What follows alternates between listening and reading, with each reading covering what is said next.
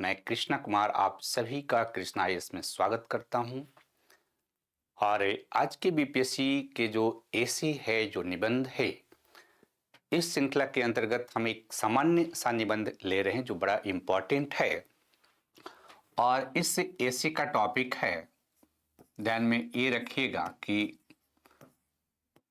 इस टॉपिक के अंतर्गत हम लोग पढ़ेंगे कि ट्रू रिलीजन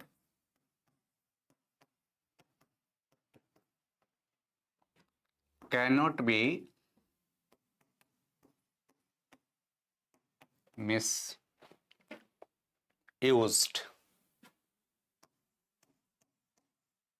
राइट? यानी वास्तविक धर्म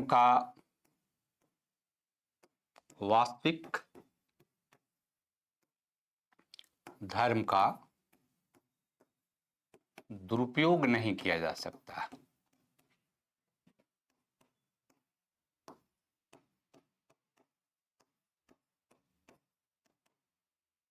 राइट? ये सिंपल है ना?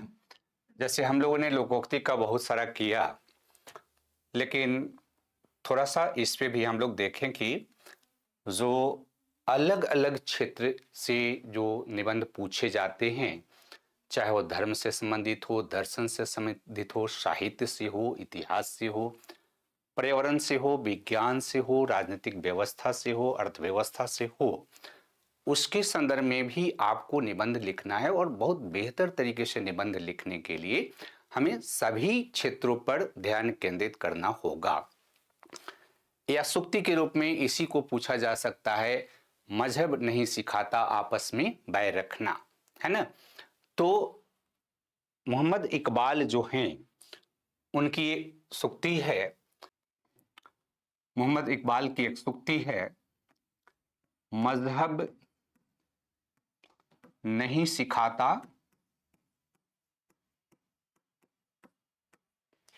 आपस में बैर रखना।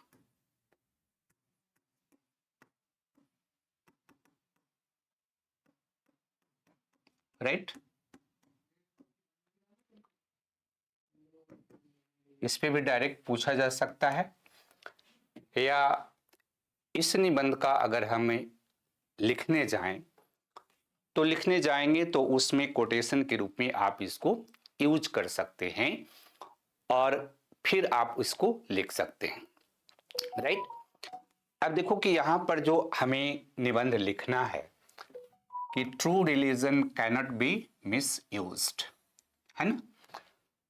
यानी कि वास्तविक धर्म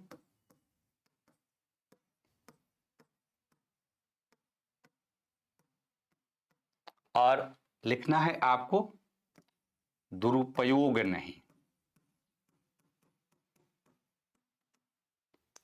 ठीक है? अब देखो, इससे एक चीज तो ध्यान में रखना है कि वास्तविक जो धर्म यहां पूछा जा रहा है, शुरुआत करने से के संदर्भ में हमें पहला इंपॉर्टेंट चीज यहां से देखना पड़ेगा कि धर्म क्या है या वास्तविक धर्म क्या है। लेकिन दुरुपयोग नहीं किया जा सकता, ये चीज है। तो इससे हमको एक और सेंस मिलता है कि दुरुपयोग इसका हुआ भी है ना? एक तो नहीं किया जा सकता, तो नहीं किया जा सकता, क्यों नहीं किया जा सकता?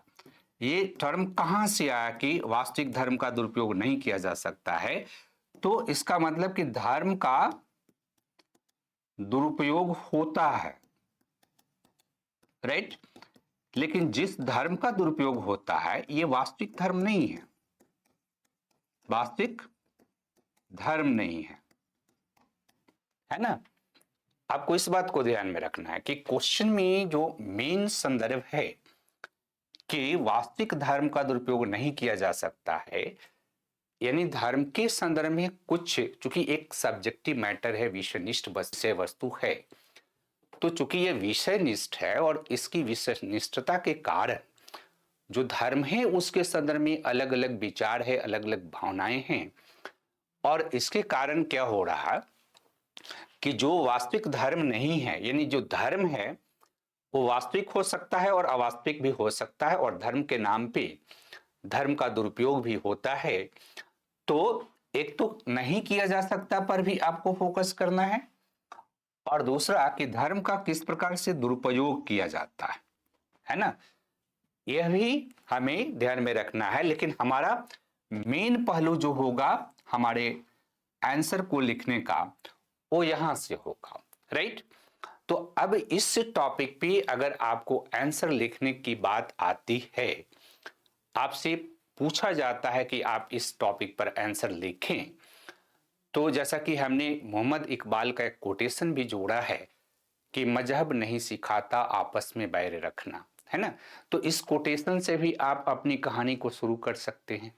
एक दूसरा कि केवल इसी पर पूछ दे मजहब नहीं सिखाता आपस में बैर रखना, तो क्या दोनों सेम है?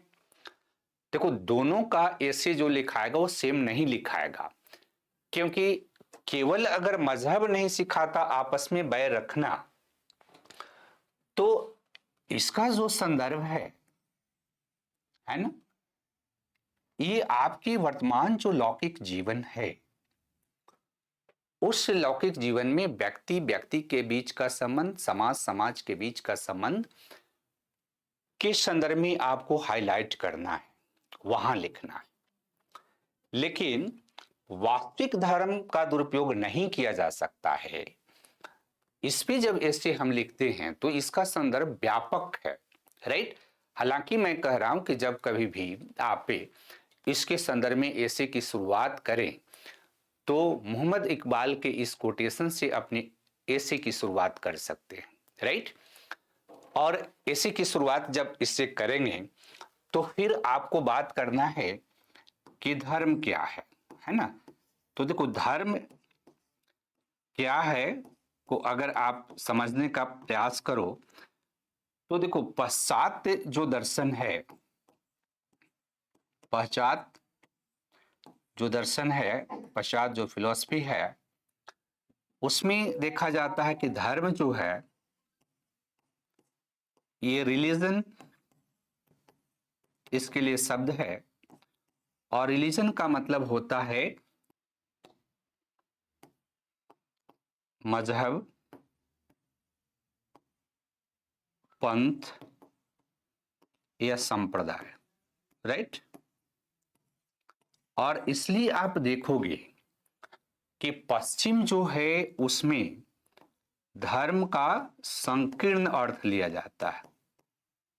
यहां धर्म का जो मतलब है संकीर्ण अर्थ है, यानी संकीर्ण अर्थ में धर्म क्या है, किसी मजहब, किसी पंथ, किसी संप्रदाय को इंडिकेट करता है, या इससे भी अगर अधिक संकीर्ण अर्थ में आप धर्म को देखने का प्रयास करेंगे, तो धर्म क्या है, पारलौकिक शक्ति के प्रति विश्वास एवं कर्मकांड के रूप में धर्म की व्याख्या की जाती है। ये बात ध्यान में रखना है कि जैसे हम आगे बढ़ें कि जो वास्तविक धर्म है, इस वास्तविक धर्म के अंतर्गत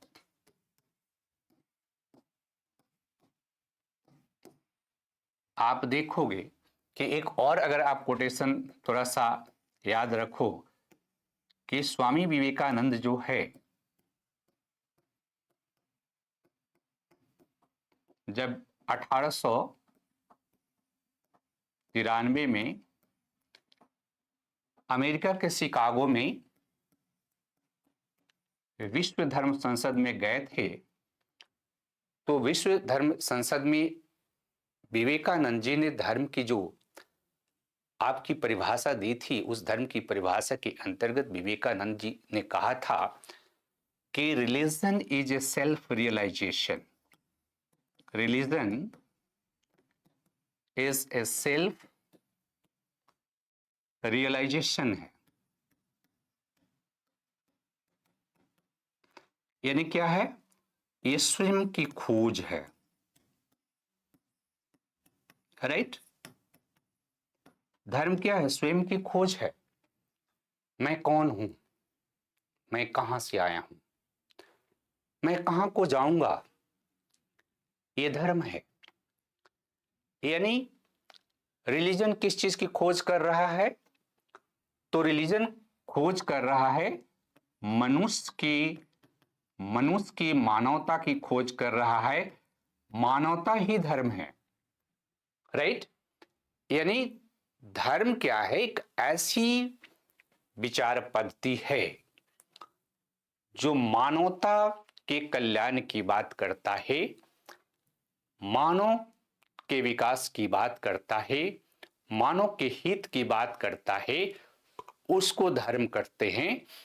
और ये मानवता का जो संकल्प है, यानी धर्म जो है सेल्फ रियलाइजेशन है। सेल्फ की खोज का मतलब एक तरह से मानवता की खोज है।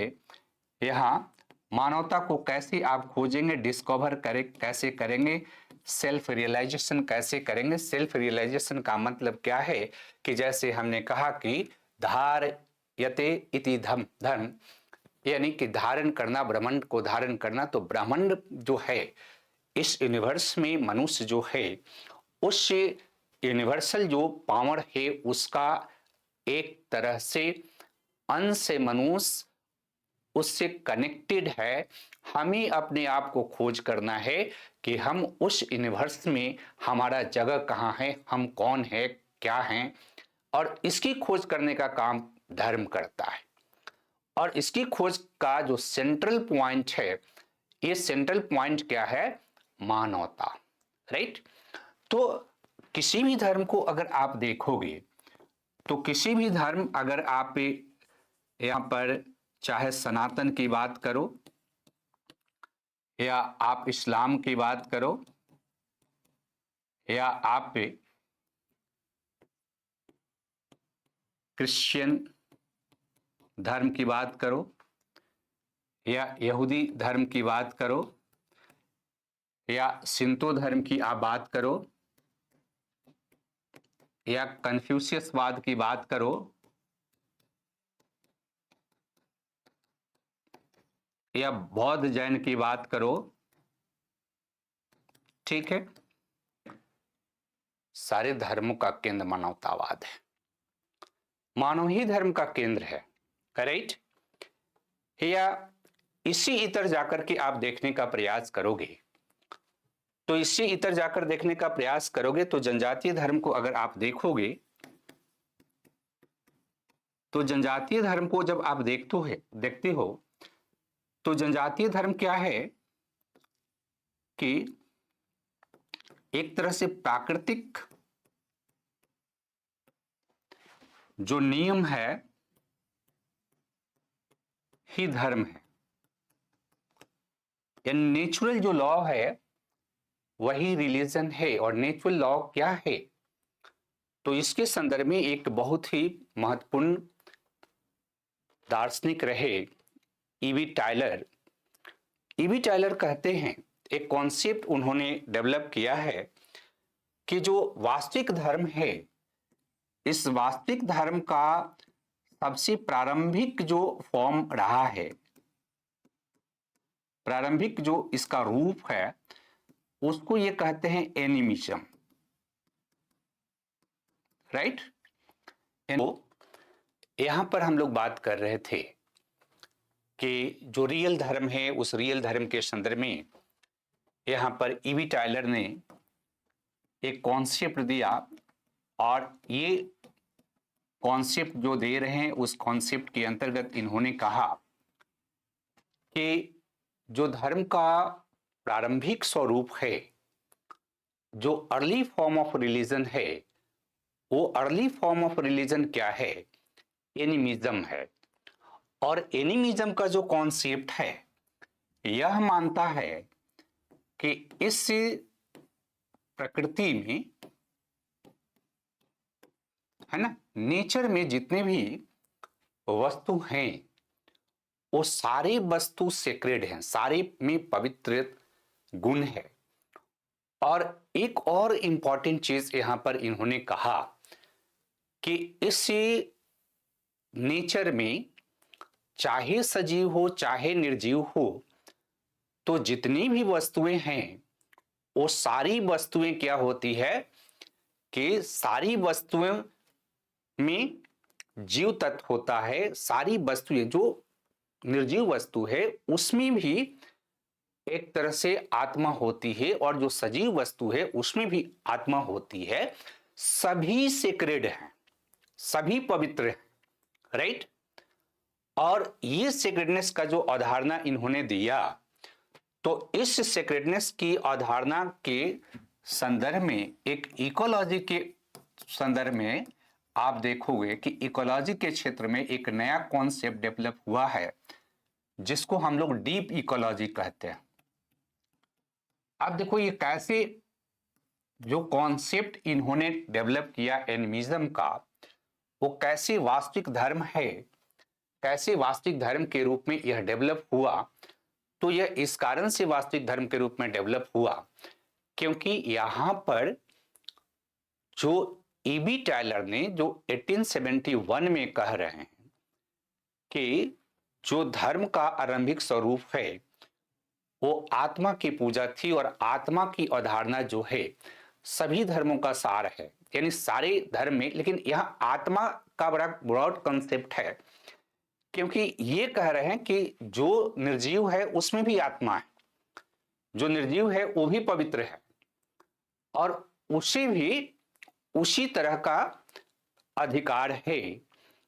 और किस तरह से प्राकृतिक धर्म है, क्योंकि प्रकृति में जो भी जीव जंतु या जो भी निर्जीव चीज है, यहां सजीव और निर्जीव दोनों की बात यहां पर ध्यान में रखना है कि सजीव एवं निर्जीव ये दोनों ही चीज प्रकृति में हैं।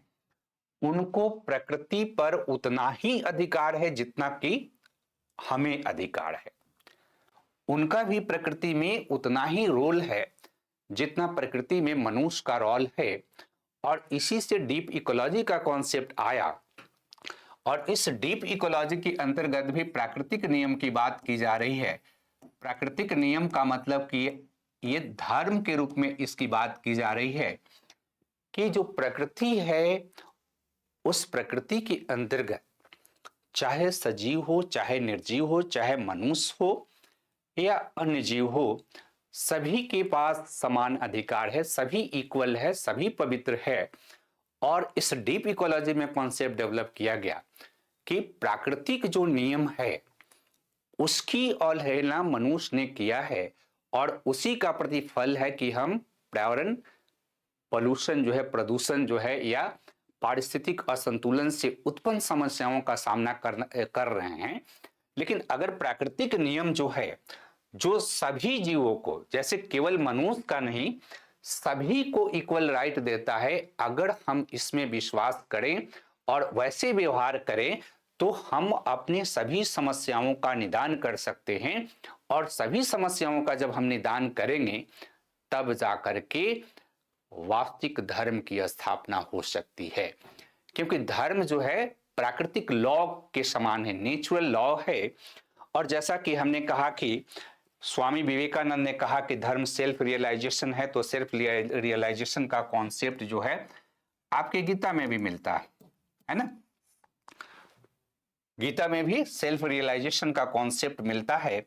इसके अलावा आप धर्म के बारे में अगर बात करें तो धर्म क्या है, तो धर्म नैतिकता है, मोरालिटी है, राइट। और मोरालिटी, अगर धर्म के वास्तविक स्वरूप को अगर आप देखने का प्रयास करें तो धर्म क्या है, नैतिकता है। यानी वास्तविक जो धर्म है वो नैतिकता का विकास करता है, समाज में मोरालिटी का विकास करता है, समाज में इथिक्स का विकास करता है। और इथिक्स जो है, ये नैतिकता जो है, हमारा इथिक्स काफी व्यापक होता है कि हमारा प्रकृति के प्रति भी नैतिक मूल्य है, राइट। हमारा नैतिक मूल्य किसके प्रति, प्रकृति के प्रति भी है। और हमारा नैतिक मूल्य जो है मानव के प्रति भी है, और हमारा नैतिक मूल्य जो है अन्य जीवों के प्रति भी है ना। जैसे हम यहां पर बात की है हमने कि धर्म के कुछ मूलभूत, जो वास्तविक धर्म है उस वास्तविक धर्म के कुछ मूलभूत तत्व हैं। जैसे हम सत्य की बात करते हैं, अहिंसा की बात करते हैं, अस्त्य की बात करते हैं, अपरिग्रह की बात करते हैं, ब्रह्मचर्य की बात करते हैं, हम प्रेम की बात करते हैं, हम क्षमा की बात करते हैं, हम तप की बात करते हैं, हम इंद्रियों पर नियंत्रण करने की बात करते हैं, तो यहाँ पर हम जब अहिंसा की बात करते हैं तो हम किसी भी जीव की हत्या नहीं करने की बात करते हैं। हम मानव की बात करते हैं तो सभी मानव एक समान हैं, एक समानता की बात करते हैं हम।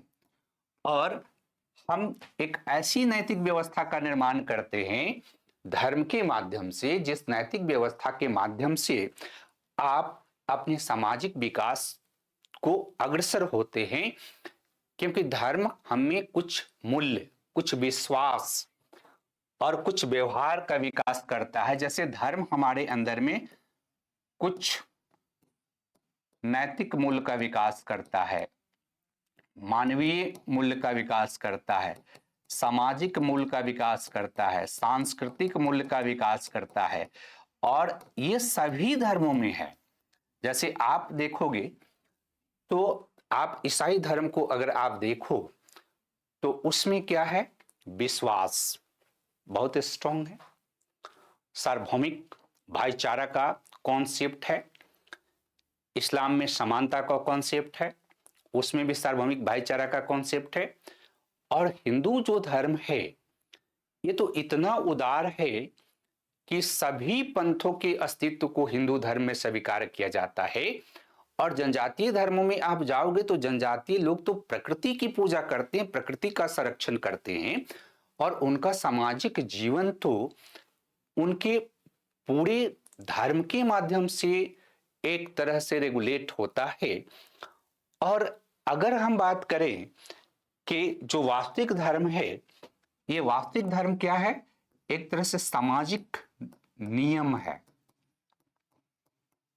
प्रत्येक जो धर्म है उसमें सोशल रूल है, और सोशल रूल जो है उस सोशल रूल के अंतर्गत जैसे आप देखोगे कि अगर भारत में वैदिक अगर धर्म को अगर आप समझने का प्रयास करते हो तो वैदिक धर्म के अंतर्गत 4 आश्रम की जो परिकल्पना की गई है, 4 पुरुषार्थ की परिकल्पना की गई है, 4 पुरुषार्थों को प्राप्त करने की जो प्रक्रिया दी हुई है, 3 ऋण की अवधारणा जो दी गई है, ये व्यक्ति के सामाजिक जीवन को अनुशासित बनाने का काम करता है। और सामाजिक लॉ के रूप में हम उसको एक्सेप्ट करते हैं। और ये दुनिया के सभी धर्मों में, देखो दुनिया का सभी धर्म जो है सामाजिक लॉ की बात करता है। जैसे आप देखो कि जब धर्म पढ़ोगे तो विवाह जो है हमारा, दुनिया के किसी भी धर्म को पढ़ोगे तो 3 बहुत ही महत्वपूर्ण चीज आपको ध्यान में रखना है, लगभग सभी धर्मों में है, कि बच्चा जब जन्म लेता है, विवाह और मृत्यु, राइट, इससे संबंधित जीवन यात्रा संस्कार होता है। और जीवन यात्रा जो संस्कार है, इस जीवन यात्रा संस्कार के माध्यम से हम अपने धर्म के जो सामाजिक नियम है उस सामाजिक नियम को फॉलो करते हैं। और यही कारण है कि आप देखोगे कि जब हम विवाह करते हैं, चाहे किसी भी धर्म किसी भी संप्रदाय से आप बिलोंग करते हो, आपकी विवाह रिलीजियस रिचुअल के अकॉर्डिंग होता है। आप कहोगे कि आधुनिकता में इसकी क्या जरूरत है। जब हम आधुनिक समाज में रह रहे हैं, जहां हम बात कर रहे हैं कोर्ट मैरिज की बात कर रहे हैं, लव मैरिज की बात कर रहे हैं, लेकिन आप देखो कि चाहे यूरोप के विकसित देश हो, वहां भी विवाह चर्च में उनका होता है, उनके धार्मिक रीति रिवाज के अनुरूप होता है। इस्लाम धर्म में भी उनके विवाह धार्मिक रीति रिवाज के अनुरूप होता है।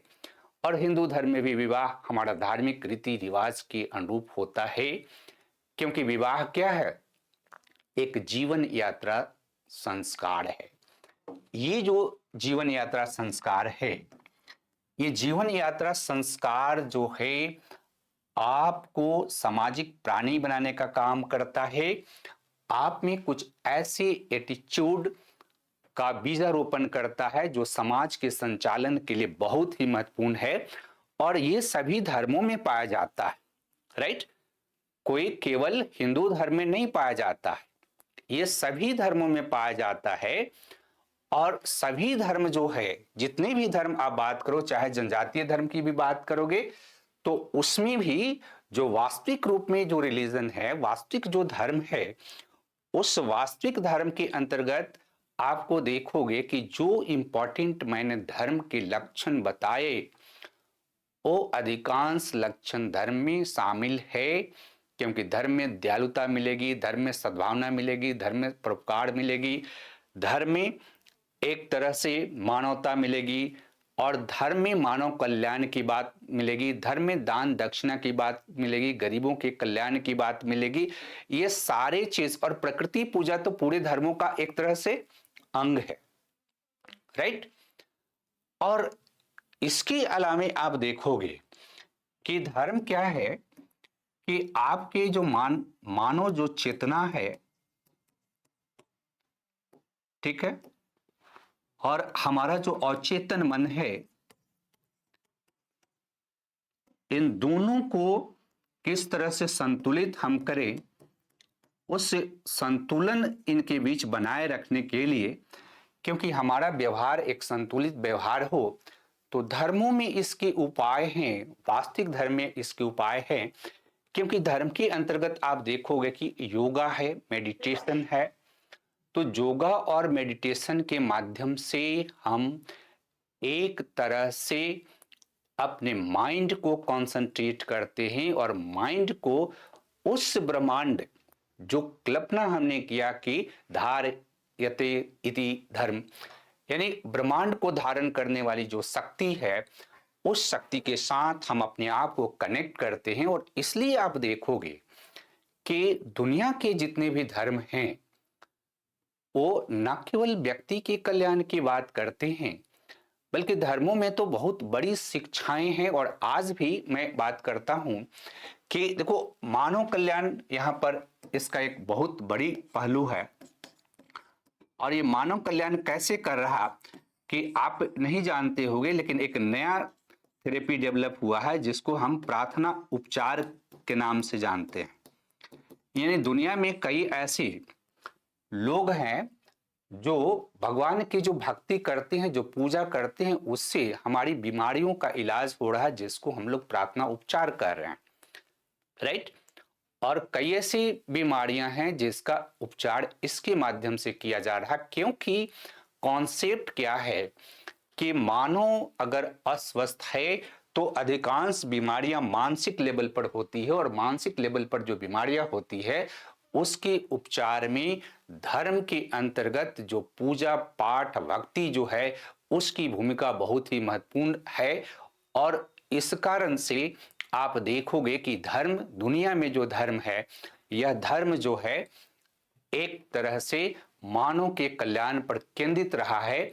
और इसलिए अगर धर्म के अंतर्गत ये कॉन्सेप्ट है, तो इस कॉन्सेप्ट को एक तरह से मिसयूज नहीं किया जा सकता है।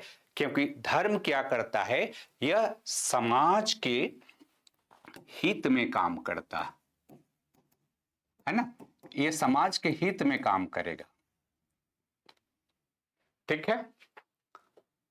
ये सोसाइटी का किस तरह से वेलबींग हो, इसके संदर्भ में धर्म काम करता है। और धर्म इसके माध्यम से वर्क करके और फिर सामाजिक विकास का कार्य करने का काम करता है। और इसीलिए एक महत्वपूर्ण जो है समाजशास्त्री रहे हैं इमाइल दुर्खिम, तो इमाइल दुर्खिम ने कहा कि आप इसको जरूर लिखेंगे कि धर्म जो है, जैसे जैसे आधुनिकता का विकास होगा, राइट, ये भी 19वीं सेंचुरी में थे, तो इन्होंने कहा, एक बहुत बड़ा कॉन्सेप्ट ये कह रहे हैं कि आधुनिकता के विकास के साथ साथ धर्म के प्रभाव में वृद्धि होगी। और आप देख रहे हैं कि धर्म के प्रभाव में वृद्धि हो रही है, राइट। जहां व्यक्ति निराश होता है तो धर्म के पास जा रहा है। तो इस संदर्भ में अगर आप देखोगे कि जो सच्चा धर्म है, वो सच्चा धर्म जो है मानव एकता की बात करता है, सच्चा धर्म मानव में अनुशासन लाने की बात करता है, और इस अनुशासन से मानव समाज का सामाजिक विकास होता है और इसलिए सच्चे धर्म का दुरुपयोग नहीं किया जा सकता है। एक पहलू तो आपको यहां पर ध्यान में रखना है, लेकिन दूसरा पहलू जो है कि धर्म का दुरुपयोग, राइट। तो देखो धर्म का दुरुपयोग क्या है कि यहां ये जो धर्म है ये सच्चा नहीं है, ठीक है, ये ट्रू नहीं है, वास्तविक धर्म नहीं है। तो ये धर्म क्या है? तो जैसे हमने कहा कि संकीर्ण अर्थ में धर्म को दो रूपों में आप लेते हैं कि एक तो संकीर्ण अर्थ में जो पश्चिम में जो धर्म का कॉन्सेप्ट है, तो यहां रिलीजन जो है इसका मतलब क्या है? मजहब, राइट। इसका मतलब क्या है? पंथ। और इसका मतलब क्या है? संप्रदाय, राइट। तो अगर आप धर्म को संकीर्ण अर्थ में लेते हैं, तो संकीर्ण अर्थ में धर्म को लेते हैं तो इसके कारण क्या होता है कि मजहब के बीच जो है धर्म का दुरुपयोग करके वैमनस्य पैदा करने का प्रयास किया जाता है। और ऐसा इतिहास में हुआ है, क्योंकि इतिहास में इस संकीर्ण अर्थ में धर्म का दुरुपयोग किया गया, राइट। कैसे? तो संकीर्ण अर्थ में धर्म का दुरुपयोग इस रूप में किया गया है कि आप देखो कि यूरोप में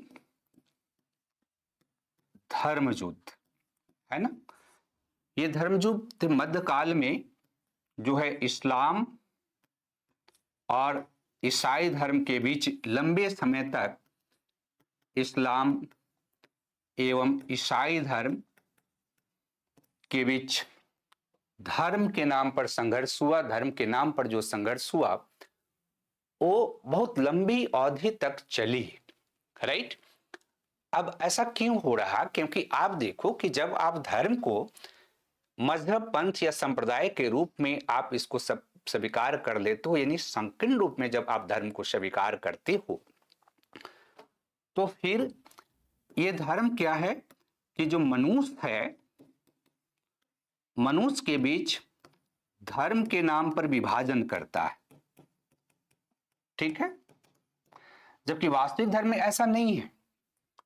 और मनुष्य के बीच धर्म के नाम पर जब विभाजन किया जाता है तो धर्म के जो मूल बातें हैं, जैसे हमने कहा कि मध्यकाल में ईसाई धर्म और इस्लाम धर्म के बीच धर्म युद्ध हुआ, राइट। तो ईसाई धर्म और इस्लाम धर्म के बीच धर्म युद्ध जो हो रहा है वो धर्म युद्ध धर्म के लिए नहीं हो रहा, ठीक है। ये बात ध्यान में रखना है कि वो जो धर्म युद्ध है इसका उद्देश्य धर्म नहीं है। इस धर्म युद्ध का उद्देश्य क्या है? ये किसके उद्देश्य के लिए है? तो राजनीतिक सत्ता या आर्थिक सत्ता के लिए ये धर्म युद्ध हो रहा है। और लोगों को धर्म के दुरुपयोग यानी धर्म के नाम पर लोगों को लड़ाने का काम किया गया। इस जो संकीर्ण अर्थ में अगर आप धर्म को लेते हैं तभी इसका दुरुपयोग हो सकता है। अदरवाइज व्यापक अर्थ में या वास्तविक अर्थ में धर्म को आप लेते हो तो धर्म तो सभी मनुष्य को ईश्वर का संतान मानता है, राइट। चाहे आप इस्लाम धर्म पढ़ो, ईसाई धर्म पढ़ो, यहूदी पढ़ो, हिंदू धर्म पढ़ो, तो क्या पढ़ते हैं हम तो ये पढ़ते हैं ना कि हम सभी ईश्वर के संतान हैं, ईश्वर ने हमें क्रिएट किया है। तो जब सभी लोग हम ईश्वर द्वारा क्रिएशन है, गॉड के क्रिएशन हैं, तो गॉड के नाम पर हम क्यों लड़ें? और गॉड के नाम पर जो हम लड़ रहे हैं वो वास्तव में धर्म नहीं कर रहा। धर्म के नाम पर राजनीतिक सत्ता प्राप्त करने के लिए, आर्थिक सत्ता प्राप्त करने के लिए, सामाजिक वर्चस्व स्थापित करने के लिए ये धर्म युद्ध किया जा रहा। या आज के डेट में आप देखो कि कई ऐसे आतंकवादी समूह हैं, है ना, आतंकवादी समूह जो है वो धर्म के नाम पर जिहाद कर रहे हैं। धर्म के नाम पर जो जिहाद है यानी धर्म युद्ध कर रहे हैं।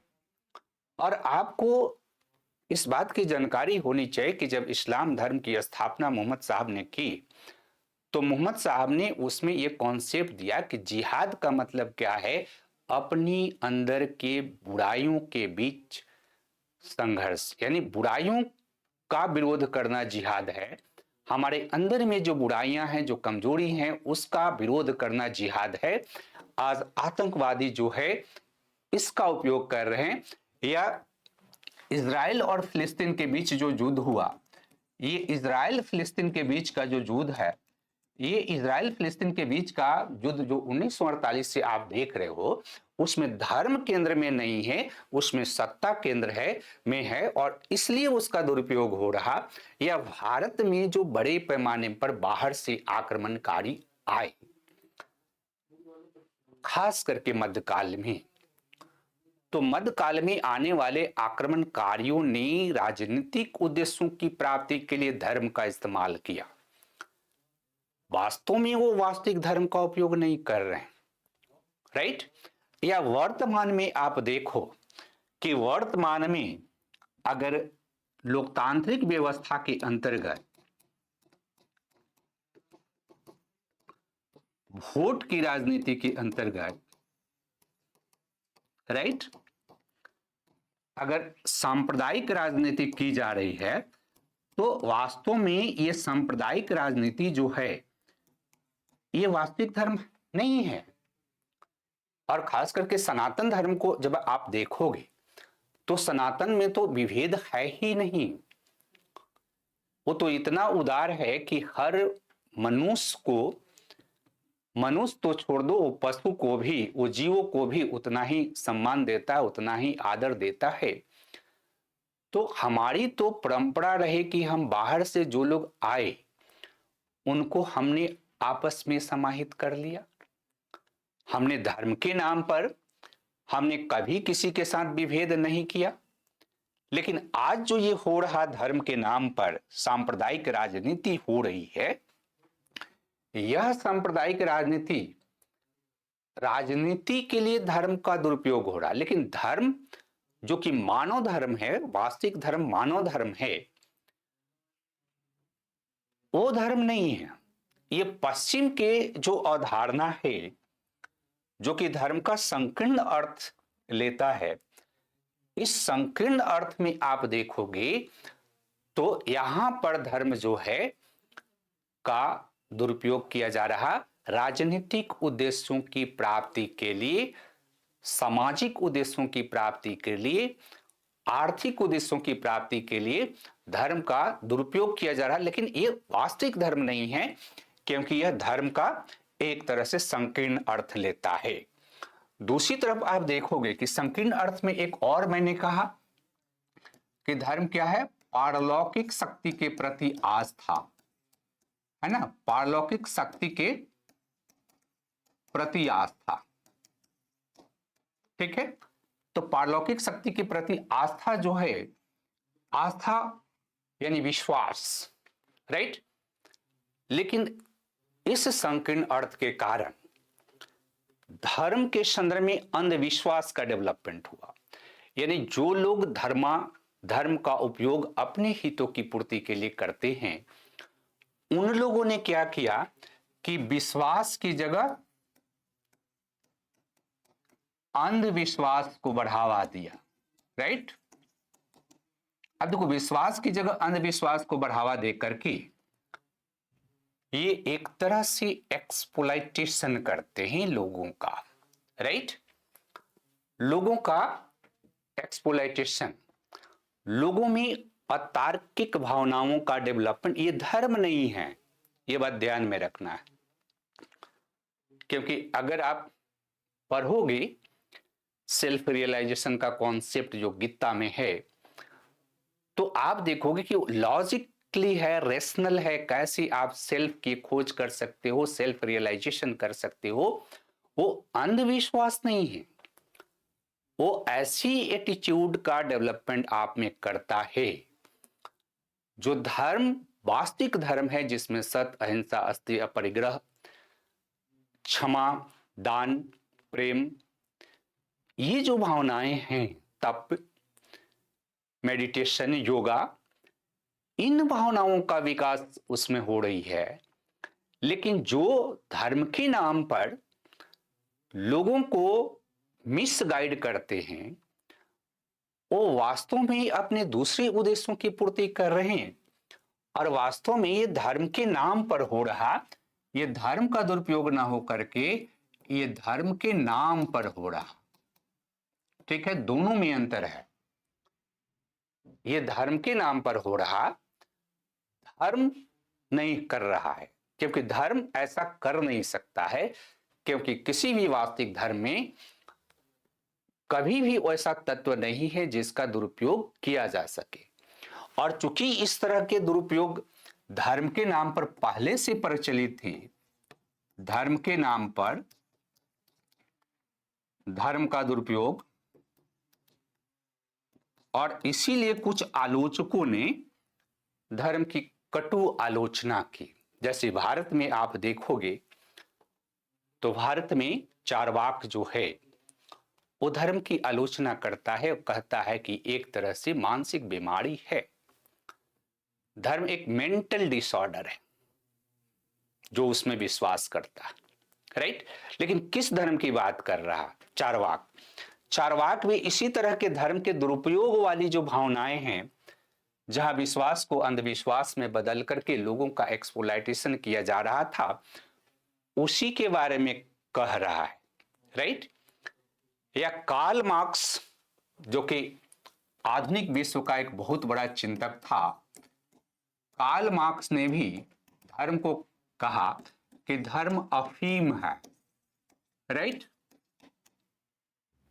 धर्म अफीम है, कार्ल मार्क्स ने कहा।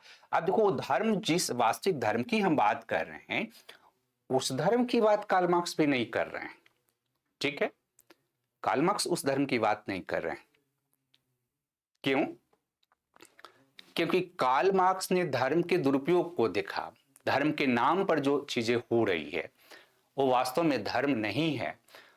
उसके संदर्भ में कार्ल मार्क्स ने कहा कि धर्म एक ऐसा अफीम है कि जिसको लोगों को खिला दिया जाता है तो वो उसके नशा से इस तरह से वशीभूत हो जाता है कि उसे सत्य की भान नहीं रहती है, सत्य का ज्ञान नहीं रहता है। और हम लोग क्या पढ़ रहे हैं वास्तविक धर्म में कि सत्य तो वास्तविक धर्म का कोर विचार है, कोर विषय वस्तु है सत्य। और इसलिए कार्ल मार्क्स भी अगर कह रहा कि धर्म अफीम है, तो धर्म के दुरुपयोग, धर्म के नाम पर जो दुरुपयोग हो रहा, उसके बारे में कह रहा है। और एक मनोवैज्ञानिक जो हुए सिगमंड फ्रायड, राइट, ये सिगमंड फ्रायड ने भी क्या कहा कि धर्म जो है एक तरह से मनोरोग है, मानसिक बीमारी है, राइट। क्योंकि 20वीं शताब्दी में जब सिगमंड फ्रायड जो है मनोचिकित्सक थे, तो 20वीं शताब्दी में अभी मनोचिकित्सा की पद्धति उतनी विकसित नहीं थी, और इसलिए बहुत सारे जो लोग थे, धर्म के अंधविश्वास का जो पक्ष था, जिसको हम लोग जादू टोना कहते हैं, इस जादू टोना का उपयोग करके लोगों का एक्सप्लॉयटेशन करते थे। और लोगों का एक्सप्लॉयटेशन करते थे तो कोई व्यक्ति जो है उनके जादू टोना, भूत प्रेत, पारलौकिक शक्ति में विश्वास से आधार पर वशीभूत होकर के वो मनोरोगी जैसा व्यवहार करता था, और फिर ओझा समन जो है उसका इलाज करता था, जिससे वो ठीक होता था, उसको एक्सप्लॉइट करता था वो धर्म के नाम पर, अंधविश्वास के नाम पर। और इसलिए सिगमंड फ्रायड ने इस बात को कहा कि धर्म के नाम पर जो इलाज किया जा रहा है, इस तरह से जादू टोना के माध्यम से, ये एक तरह से लोगों को मनोरोगी बना रहा, राइट। आज भी है, वर्तमान में भी है ना। जैसे आप देखो, कुंभ मेला में अभी एक दुर्घटना हो गई, अब दुर्घटना के बाद एक जो है भारत के धर्म भीरू ने कहा कि उन सभी को मोक्ष मिल गया, जो लोग मर गए उनको मोक्ष मिल गया। इस तरह के जो लोग हैं जो कि धर्म को जानते नहीं हैं, धर्म का दुरुपयोग कर रहे हैं, धर्म के नाम पर उसके धर्म के जो वास्तविक जो रूप है उस वास्तविक रूप पे को नहीं जानते हैं और लोगों को अंधविश्वास के नाम पर एक्सप्लॉइटेशन करते हैं। और इस रूप में आप देखोगे कि धर्म का कुछ हद तक दुरुपयोग किया जाता है, लेकिन आप देखोगे कि वास्तविक धर्म जिसकी चर्चा हमने किया उस वास्तविक धर्म का दुरुपयोग नहीं किया जा सकता है। और अल्टीमेटली फिर आप यहां से निष्कर्ष आप बताओगे कि वास्तव में अगर इन चर्चाओं के बाद अगर हम देखें इस तरह की जो चर्चा हमने किया तो वास्तव में जो वास्तविक धर्म है ना, वास्तविक धर्म जो है, ट्रू रिलीजन जो है, इस वास्तविक धर्म का दुरुपयोग नहीं किया जा सकता है, राइट? क्योंकि धर्म का जो दुरुपयोग दिखता है वो वास्तव में धर्म नहीं है, वो वास्तव में धर्म के नाम पर होता है। और धर्म के नाम पर क्या होता है कि अपनी राजनीतिक सत्ता को प्राप्त करने के लिए, अपनी आर्थिक सत्ता को प्राप्त करने के लिए, अपने सामाजिक वर्चस्व को प्राप्त करने के लिए, अपने भौतिक हितों की पूर्ति के लिए कुछ लोग धर्म के नाम पर जो काम करते हैं वो धर्म का नहीं है, वो एक तरह से धर्म के नाम पर किया गया दुरुपयोग है। अदरवाइज धर्म का दुरुपयोग नहीं किया जा सकता है, क्योंकि धर्म जो है समाज में व्यक्ति के बीच मानवता का विकास करता है, आपसी भाईचारे का विकास करता है, मानव की भावना का विकास करता है। और धर्म जो है नैतिकता सदाचार का विकास करता है। धर्म सोसाइटी के जो कल्याण है उसकी बात करता है, मनुष्य के कल्याण की बात करता है, हमें अच्छी शिक्षा देता है, हमें परोपकार की भावना का विकास करता है। इसलिए वास्तविक धर्म का दुरुपयोग नहीं किया जा सकता है।